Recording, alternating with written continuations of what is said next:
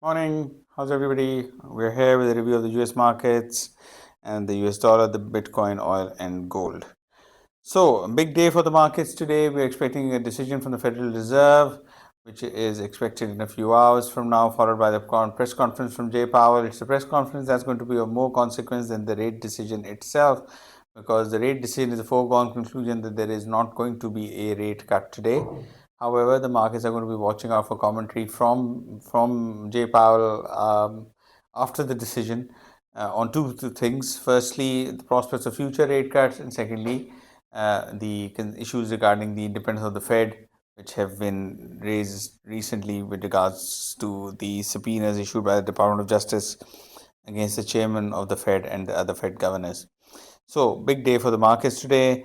Not to mention the Mag 7 earnings, which are expected after the bell today. That is going to obviously significantly move the markets. So, the markets are holding their breath for that as well. So, little movement in the markets, moving sideways mostly, not much movement there. And I think this trend will persist until we get a rate cut decision today.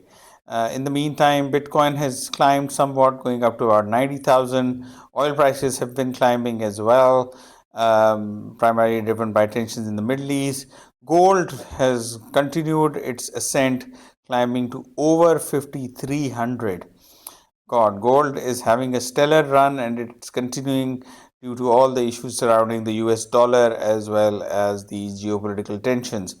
And talking about the US dollar is weakening against the euro, and it seems that the US government is happy with a weaker dollar and is not planning any interventions on that. And so that is actually weakening the US dollar even more. So lots happening in the markets. The precious metal market, the gold is shooting through the roof, oil rising as well, Bitcoin climbing somewhat, markets holding steady, but it's a big evening for the markets. My prediction is that the markets are going to rally after the earnings from the Mag 7, firstly.